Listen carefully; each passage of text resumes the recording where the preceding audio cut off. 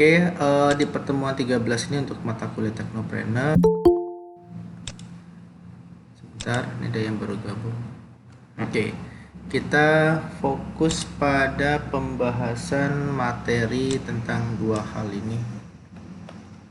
Sebentar, saya sambil cek koneksi internet ya. Oke. Nah, di siang hari ini saya mau membahas tentang dua hal, yaitu di Teknopreneur ya. Memang sedikit bertolak belakang nih ya, pemasaran digital 2 kita lebih banyak praktek, Teknopreneur lebih fokus ke teori. Cuma harus kita mixkan ya. Oke, di hari ini saya mau ngajarin tentang dua hal, yaitu cara menaikkan value produk agar penjualan meningkat ya. Kemudian cara menaikkan nilai produk agar closing rate penjualan kita naik. Nah, closing rate di sini maksudnya adalah setelah barangnya dinaikin secara value-nya naik ya, value produk naik, terus kita berpikir gimana caranya agar tingkat closing rate-nya juga naik ya. Jangan sampai value produk naik justru orang berpikir kok lebih mahal dan sebagainya. Nah, ini kita coba belajar bersama-sama, sharing-sharing juga. Oke, kita buka PPT-nya. Oke. Nah, cara menaikkan value produk agar penjualan meningkat ya, berarti ini kita bicara penjualan online maupun penjualan offline ya, baik online maupun offline. Oke, berarti kalau ingin produk kita value-nya naik, itu pada dasarnya ada tiga jenis produk ya. Ada produk yang bersifat namanya traffic generator, berarti based on pengunjung. Ada juga cash generator berdasarkan tingkat pembayaran gitu ya. Kemudian produk dan produk pelengkap. Produk pelengkap ini biasanya sering kamu temukan kalau lagi ke sebuah rumah makan ya, rumah makan, kemudian makanannya biasa aja, tapi dia ada produk pelengkap, misalkan minuman gitu ya. Dan sebenarnya yang mahal minumannya sebenarnya, mungkin makanannya murah gitu ya. Ini adalah kalau enggak, biasanya yang disebut produk pelengkap nih yang suka ditawarin di meja kasir ya, seperti kalau kita belanja di Indomaret, Alfamart kan suka ada tebus murah ya, tebus murah.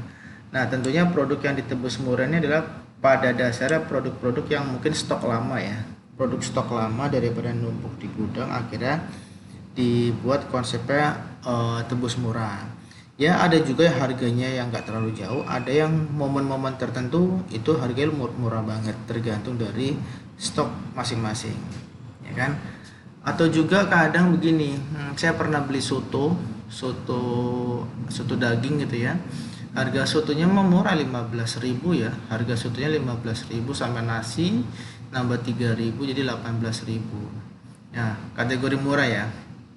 Nah, kemudian ternyata yang namanya orang makan soto kan pengen ada, mungkin pakai telur asin, mungkin mau pakai kerupuk, mungkin pakai kerupuk kulit gitu ya. Ternyata telur asinnya harganya 5.000, kerupuk kulitnya harganya 20.000. Ternyata harga pelengkapnya jauh lebih mahal daripada menu utama ya, sehingga kadang pelengkapnya di situ. Makanya kalau ada bazar, ada yang jualan, itu biasanya orang itu lebih suka jualan minumannya daripada jual makanan ya kan. Seperti acara-acara hari Minggu di Jakarta, di Jabodetabek kan lagi rame-rame acara CFD ya, Car Free Day. Pasti orang lebih memilih jualan makanan yang cepat dimakan gitu ya, bukan makanan yang kategori berat gitu ya, yang simple dimakan, dan minuman dan sebagainya. Kalaupun dia jual baju fashion, paling baju-baju yang bersifat buat jogging atau buat olahraga, ya kan nggak mungkin jualan celana jeans itu kan, atau mungkin jualan sepatu gunung kan nggak masuk akal tuh, paling jualan sepatu kets dan sebagainya, atau jualan jaket thrifting yang sifatnya buat yang tipis yang untuk kebutuhan olahraga, itu juga sebagai produk pelengkap. Nah, contoh lain, nah yang dimaksud dengan traffic generator tadi produk utama ya, produk utama yang tadi kayak misalkan saya bilang tadi apa, sotonya itu kan produk utama yang sifatnya mungkin apa ya, murah. Ini kan tuh kan harganya lebih murah tuh kan, harganya lebih murah, marginnya kecil, tapi yang ngambil untung di produk pelengkap tadi ya. Contohnya jualan sembako, jualan sembako tuh marginnya kecil ya, jualan beras tuh kecil. Temen saya pernah jualan agen beras ya, jadi agen beras di pasar, dia ngambil di beras di Purwakarta itu minimal 15 juta untuk awal belanja, itu marginnya kecil ya kan, kecil. Yang bikin untung adalah dia jual literan, dia jual per kilo, itu yang bikin untung karena dikemas lebih kecil-kecil lagi, karena sekali beli kan dia bisa 1000 kilo dan sebagainya. Nah yang bikin untung dia jual kecil-kecil. Dan bahkan sekarang kalau kamu main ke mana minimarket gitu ya, yang pada saat bulan Ramadan kemarin banyak tuh beras-beras ukuran 2,5 kilo ya, beras ukuran 2,5 kilo, padahal biasanya kan 5 kilo ya, ada ukuran 2,5 kilo yang mungkin versi paket buat zakat mungkin ya. Nah seperti itu. Jadi yang disebut dengan traffic generator adalah produk utama ya, sama kayak ini kalau Honda atau Yamaha kan produk generatornya atau traffic generator adalah si motornya ya, sepeda motornya itu kan traffic generator. Dia punya produk pelengkap apa, spare part, servis ya kan dan sebagainya ya. Kemudian yang kedua, cash generator ya. Cash generator ini semacam gini, pelanggan masuk ke minimarket dan kemudian berbelanja muter-muter gitu ya, kemudian tanpa disadari niatnya mungkin niat beli beras, beli kecap gitu ya, begitu muter-muter kadang beli ciki, beli susu, beli biskuit ya. Nah, akhirnya kemana-mana belinya kan, dan harga relatif lebih tinggi dengan margin yang produk generator tadi ya kan. Ya biasanya ini makanya kalau kalian yang nanti punya anak gitu ya, atau mungkin sekarang punya adik ya, masih TK atau masih SD, itu biasanya kalian paling males kalau ke Indomaret, Alfamart ngajak adik kalian ya kan. Kenapa? Ya disuruh mama kalian beli beras 5 kilo, karena kamu ngajak adik kamu ya akhirnya minta beli biskuit, minta beli es krim, akhirnya nggak jadi beli beras 5 kilo tapi nambah pelengkap-pelengkap yang lainnya, akhirnya dimarahin lah kamu sama mama kamu dan sebagainya. Itu adalah cash generator. Nah biasanya sering terjadi di laki-laki nih, kalau untuk cash generator itu sering terjadi di laki-laki ya, kayak misalkan siapa Rafli misalkan niat di rumah pengen ganti oli motor ya, niat mau ganti oli motor ya kan. Begitu sampai bengkel dia ngeliat-liat, ini bagus juga nih aksesorisnya, akhirnya kebeli ini kebeli itu ya, akhirnya nambah gitu ya. Nah sama kan, makanya kalau kamu ganti oli di bengkel-bengkel tuh itu mereka untungnya kecil. Yang gede itu adalah jual layanan jasanya sama spare partnya ya. Itu yang produk generator. Nah terakhir yang ketiga adalah produk pelengkap ya. Ini produk biasa dibeli oleh pelanggan selama ngantri di kasir ya, kayak tadi saya bisa sampaikan di kasir. Jadi mungkin yang pernah belanja di Superindo ya kan, kadang ngantri tuh ya, kadang ngantri di Superindo atau mungkin di mana ya, Superindo yang pokoknya yang supermarket yang besar lah ya, itu sengaja tuh barang-barang dipajang di deket-deket kasir ya, di sekitar kasir atau di sepanjang antrian ya. Nah, yang dipajang biasanya permen, coklat, ya kan, yang sifatnya kecil-kecil. Sambil ngantri, nyoba-nyoba, pengen nyetes, boleh juga dibeli. Kadang ada juga tester minyak wangi, tester hand body gitu ya. Niatnya pengen nyoba-nyoba, wangi juga nih, saya beli juga, ya kan. Sama es krim, nah kan kalau es krim itu kan terkadang di dekat kasir ya, karena kan nggak mungkin es krim ditaruh di jauh dari kasir, nanti keburu cair, ya kan. Nah, ini contoh produk pelengkap. Jadi kalau kamu misalkan mau jualan baik online atau offline, itu biasanya ada namanya produk pelengkap. Kalau online gimana? Kalau online itu biasanya konsepnya paket bundle ya. Bundle apa ya? Bundle, paket yang sepaket bundle. Misalnya kamu beli Beli sabun cuci muka harganya 50.000. Ternyata ada paket bundlenya, sabun cuci muka ditambah sabun cuci tangan, harganya 5.500 misalkan, yang ukuran kecil ya. Ya akhirnya yang tadinya niat beli 50.000 jadi nambah 5.000 ya, yang sepaket lah ya. Atau enggak yang sering itu mystery box. Mystery box itu juga bagian dari bisnis juga ya. Ya kan, kamu kadang kalau beli mystery box kan mungkin harganya 30.000, isinya juga kita nggak tahu ya kan. Kadang menguntungkan, kadang enggak kan gitu. Sehingga mystery box juga masuk kategori produk pelengkap yang niatnya mungkin ngerjain temen ya, seperti itu. Kalau kamu sarapan di daerah Jakarta, di daerah Senen sana sama Cempaka itu kan, kalau pagi suka ada jual nasi uduk ya kan. Biasa saya suka nongkrong di Matraman tuh saya, karena ada saudara saya di Matraman Dalam. Itu kan banyak orang jualan tuh ya. Kalau pagi nasi uduk, ada juga nasi kuning jarang sih ya. Nasi uduk lah, maka nasi uduk dan sebagainya. Pelengkapnya apa? Ya pelengkapnya gorengan, ya kan. Nasi uduknya memang murah, 7.000, nasi doang ya, 7.000, 5.000 yang kecil, 7.000 lah ya. Gorengannya 5.004, kadang ada gorengan yang 2.000, 2.000, ya kan. Pelengkapnya di gorengan ya. Jadi kalau kamu jualan makanan ya, jangan lupa jualan minumannya.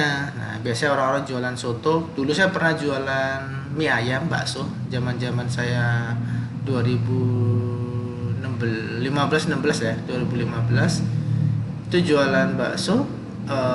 Pelengkapnya adalah teh botol sosro gitu ya. Kan teh botol sosro kan isinya dikit tapi harganya lumayan ya. Terus apa lagi? Air mineral ya. Kemudian apa lagi? Minuman es teh manis ya, pelengkapnya ada ya, botol-botolan ya. Nah kemudian pas banget soto ya. Oke, strategi penjual soto. Nah, hal ini sama persis yang dilakukan penjual soto, di mana rata-rata sotonya dijual murah ya kan. Nah, harga sotonya murah ya, dengan porsi yang sedikit.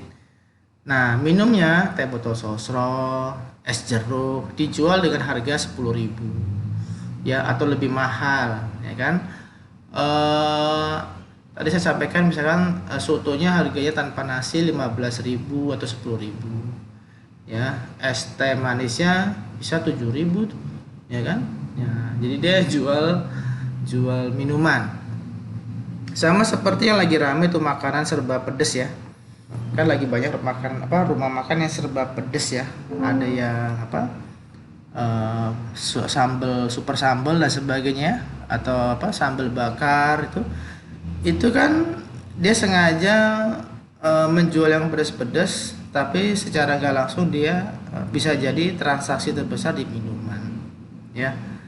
Ya sengaja saya kalau ke gacoan itu saya nggak ada ya di gacoan jual kerupuk ya. Di gacoan kan nggak pernah ada jualan kerupuk. Orang kalau lagi kepedesan kan orang kalau kepedesan kan paling enak kalau makan kerupuk ya. Tapi kan di gacoan nggak ada. Begitu orang kepedesan, di gacoan yang dipesan apa? Minuman.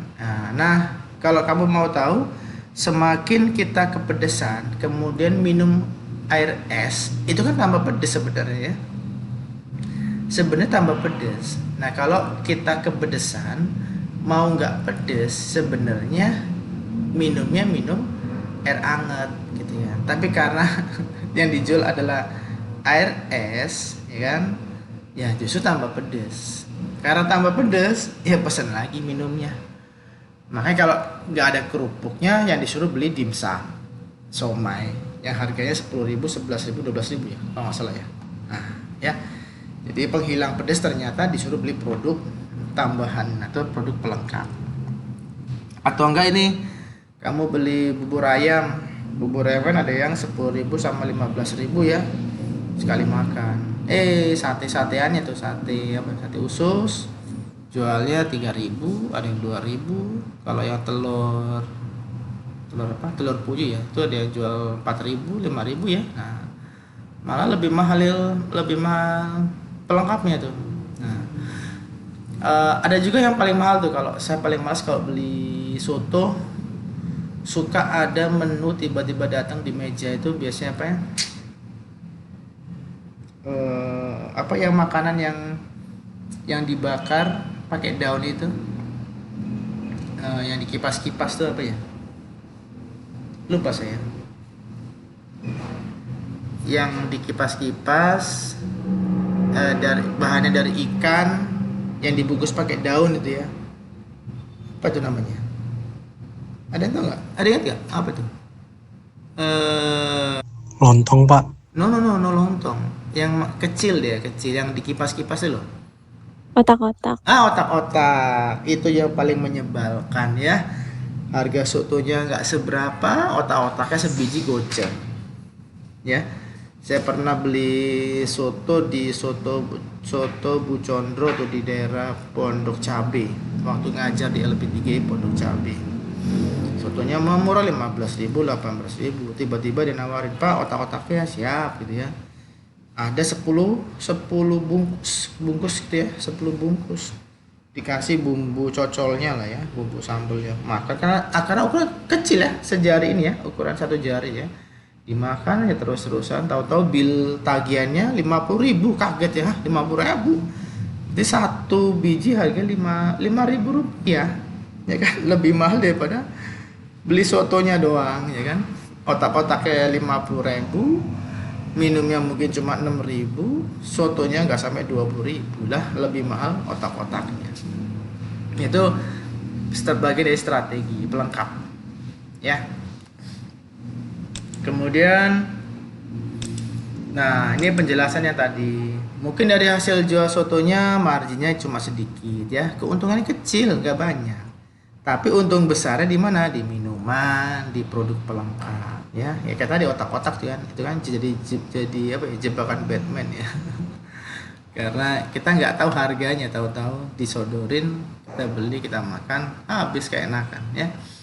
Nah jadi marginnya dari produk pelengkap.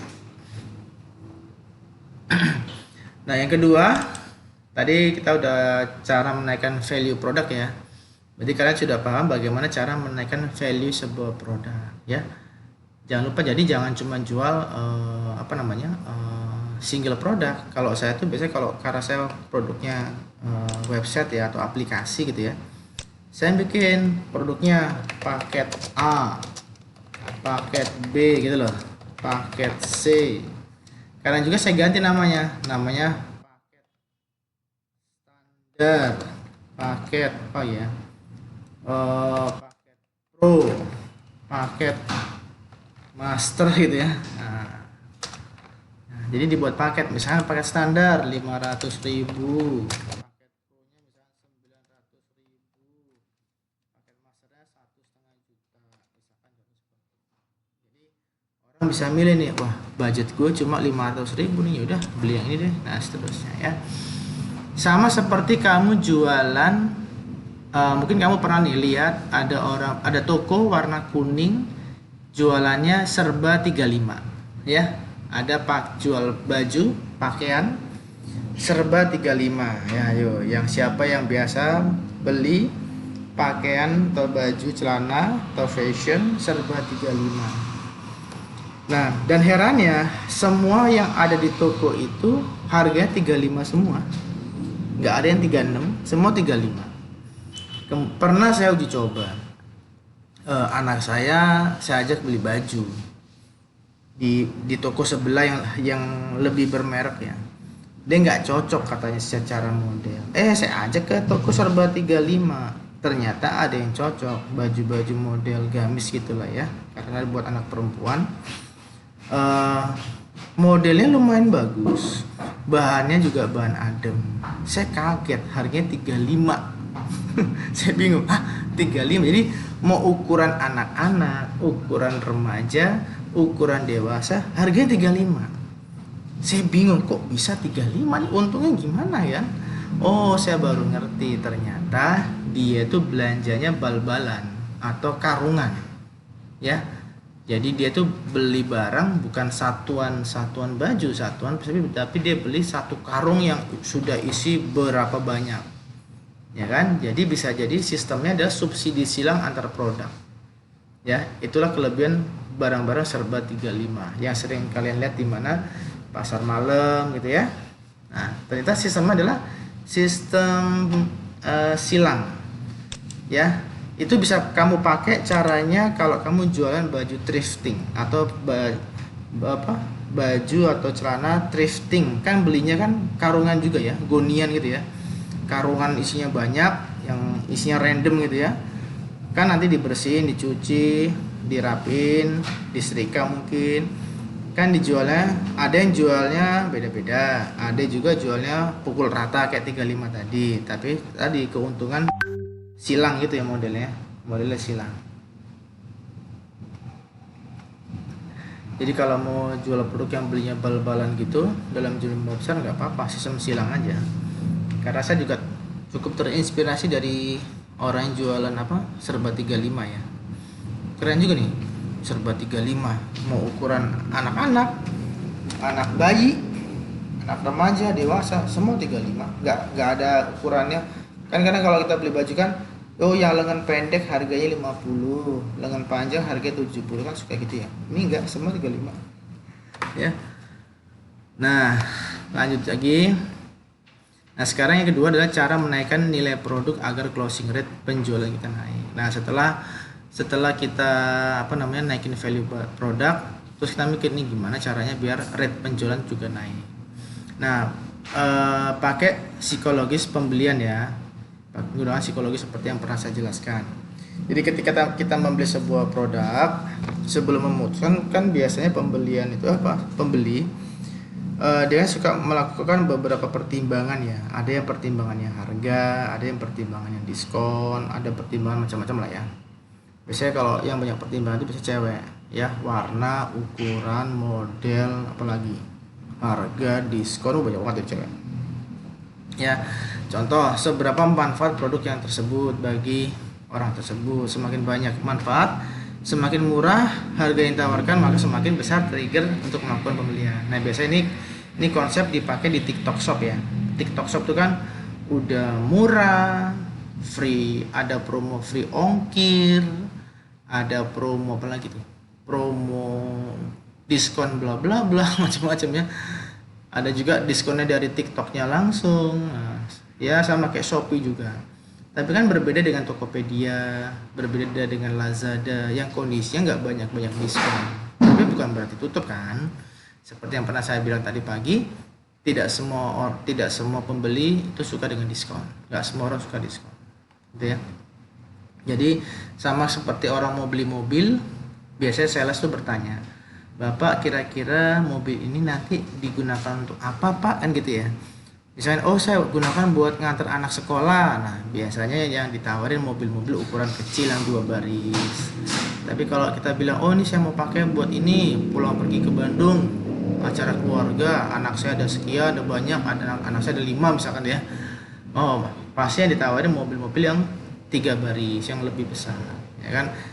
Nah, jadi ditanya dulu, kan kamu suka kalau ke toko-toko tertentu kan suka ditanya, "Kakak ada yang bisa kami bantu, lagi cari apa?" kan gitu ya. Nanti dia akan memberikan rekomendasi yang kira-kira sesuai dengan apa yang kamu inginkan. Kalaupun nggak cocok, biasanya dia nanya, "Kak, mohon maaf, kira-kira kakak budgetnya berapa, nanti kita coba sesuaikan lagi," kan gitu ya. Contoh nih, mau beli mobil atau beli motor, atau enggak beli motor bekas ya, beli motor bekas. Mas mau beli motornya yang mana gitu ya? Oh, buat ini aja, buat berangkat kuliah gitu ya. Oke. Suka yang matic atau suka yang manual?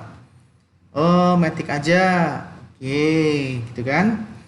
Tiba-tiba cicilannya misalkan di 700.000. Wah, kemahalan. Nanti dia bilang, "Kak, mohon maaf, kira-kira kakak sanggupannya per bulan berapa?"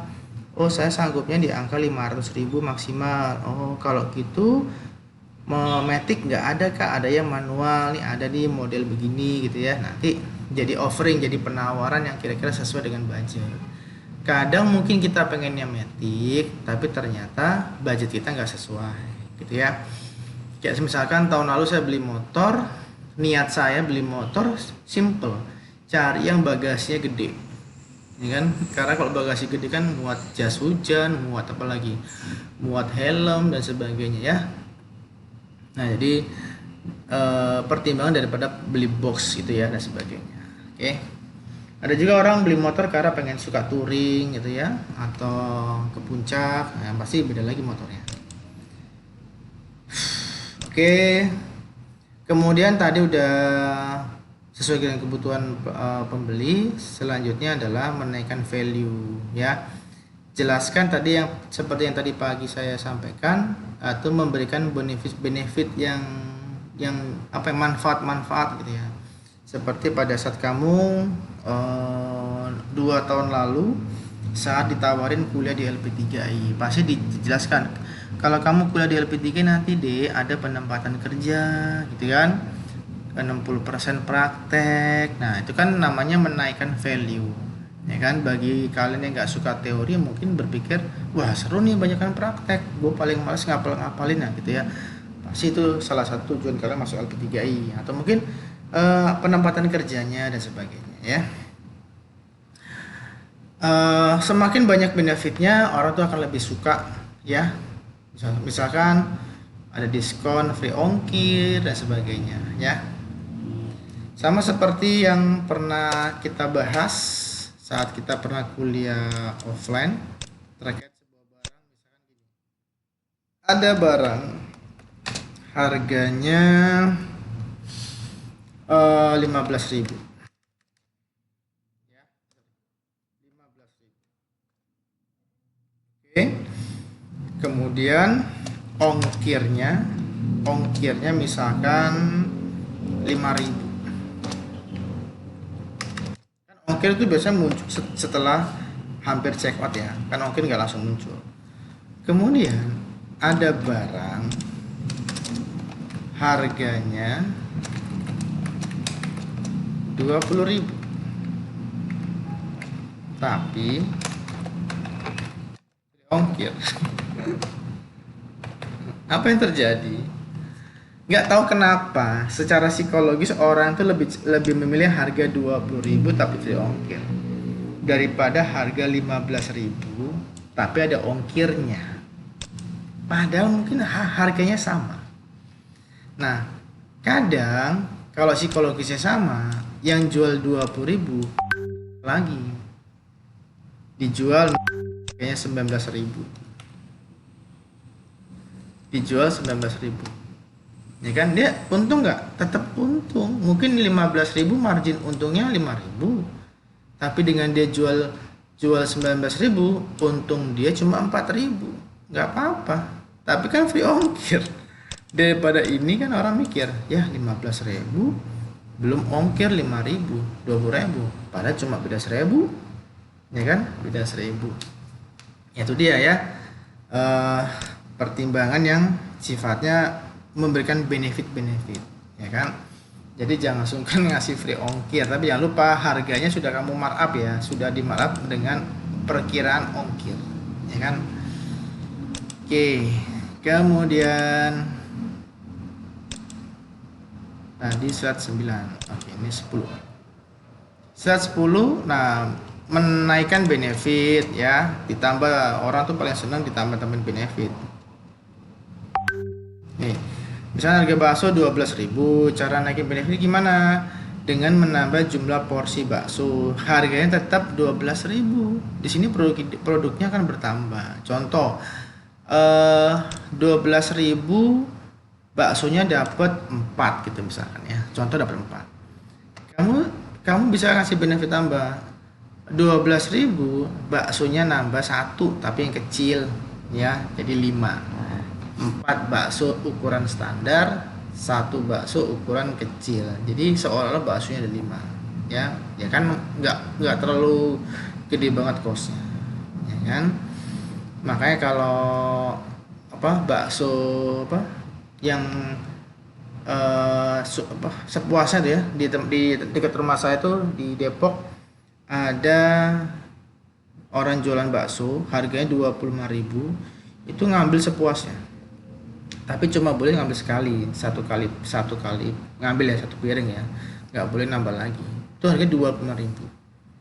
Itu kalau orang ngambil disusun dengan rapi biar tinggi karena harganya 25. Dan saya ngobrol sama pemiliknya, dia tuh sehari bisa dapat paling kecil 20 juta dari jualan bakso itu. Apa tuh istilahnya kalau ngambil makan sepuasnya tuh? Apa tuh istilahnya? Pokoknya makan sepuasnya itu ya. Ngambilnya bayarnya satu harga tapi ngambil sepuasnya ya. Kemudian atau enggak menurunkan cost. Jadi dibuat tadi kan menambah value ya, menambah benefit. Nah, sekarang ceritanya nurunin cost. Harganya dipotong, diskon ya kan. Jadi kamu tinggal milih mau nambah value tapi resikonya nambah modal dikit, atau nggak mau nambah barang tapi harganya dipotong. Contohnya apa? Contohnya beng-beng. Biskuit beng-beng ya. Beng-beng itu kan zaman dulu kan ukurannya gede tuh, coklat tebal.